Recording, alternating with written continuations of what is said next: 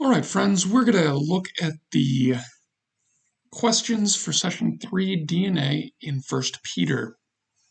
This is an interesting text and it's deceptively simple, but this may be the best opportunity to slow down your group and really ponder how the gospel equips us to live life well. Of course, we have the initial question here. Summarize the text in your own words. Bring your group up to speed. Make sure everyone's walked through this text. Take as much time as you need to make sure that people understand the text, but recognize we want to get to the discussion. The second part of this question is generally my attempt to guide you with the theme of the passage. What has God done to ensure that you've embraced the gospel? And you'll notice in your text, verses 10 through 12 talk about all the things that God did with the prophets and with the Spirit and with preachers to understand that the gospel got communicated to you.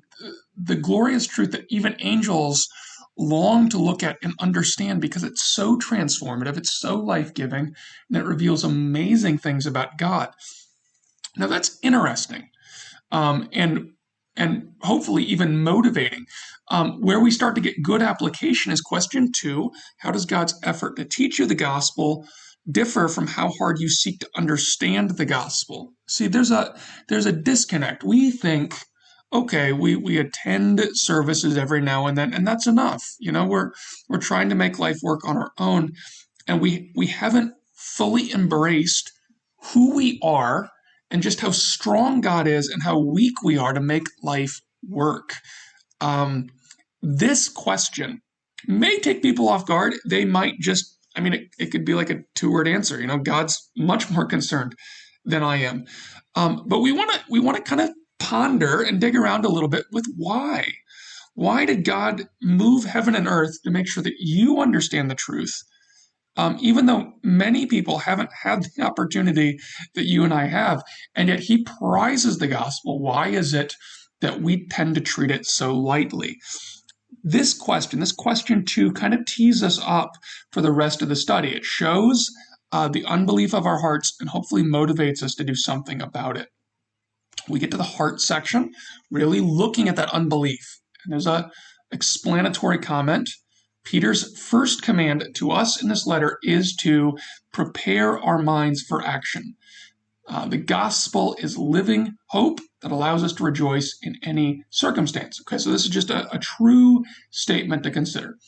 Question 3 is, how can you engage with the gospel more energetically or clearly? That's coming from the words, preparing your mind for action and being sober-minded, right? So often we're not energetic, or our thinking is muddled, and so it's not giving us hope and encouragement really at all.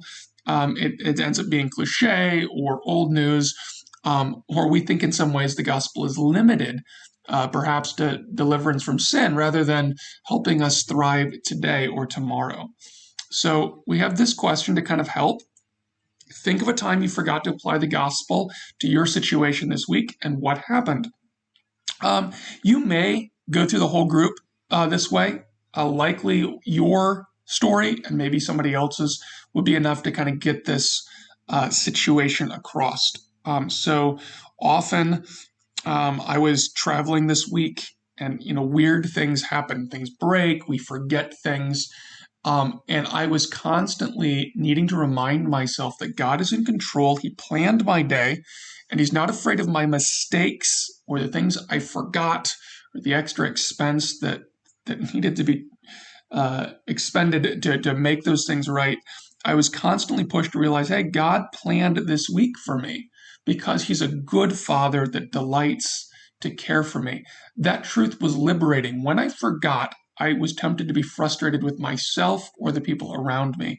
And that wasn't fun. There was a pressure that the Father didn't want me to experience. And yet, seeing what God has done through the gospel, right, it was a guarding faith that took me out of the place of God and let me rest, being his child, who was often foolish but growing, and got to watch God encourage my heart. And that did bring living hope that allowed me to enjoy the situation without fear.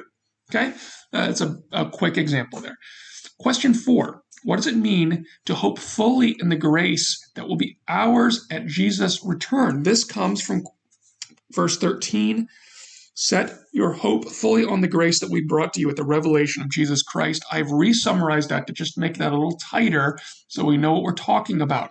And of course, that hope is that God is going to set everything to right, that our bodies are going to be perfect, we won't be in the presence of sin, that we'll be fully delivered from everything that frustrates you and I right now. And so recognizing that God will not fail to do that, there is hope, and I don't have to be afraid of loss right now, nor do I need to think that God has somehow singled me out or is picking on me or is hurting me in any way. And this kind of focus, looking forward to the future, helps us make sense of today. We get so bent out of shape, as if the things that we're losing make life somehow miserable or unsustainable, and that's just not true. It's tempting when we lose capacity, when we lose opportunity, when life starts to feel narrow, we can get kind of bitter, like we've lost something. Looking forward helps us stay optimistic, helps us stay faithful because we know, hey, God's leading us somewhere very good, even if right now is frustrating or confusing. Fifth question, a little bit of explanation here. All of us face envy, doubt, fear, and denial, but the gospel can deliver us from these toxic ways of thinking.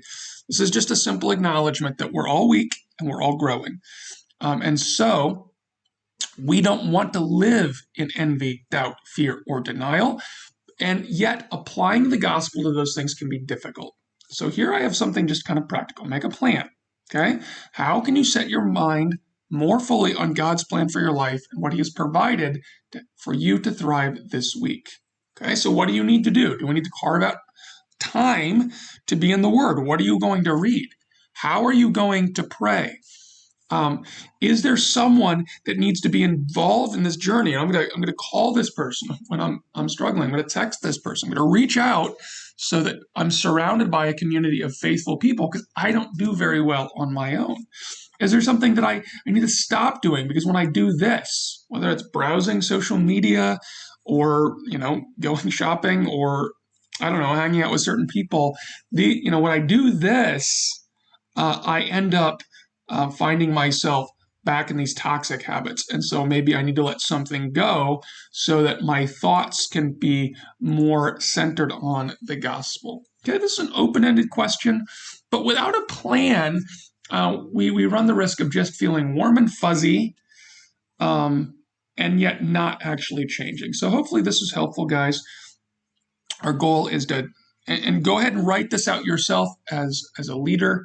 If you have a good plan in mind, people are going to grab onto that, and hopefully they'll be stronger, better prepared for this next week. Hope you have a great group, guys. I look forward to discussing how things have gone for you and how we can keep growing together. Thanks so much.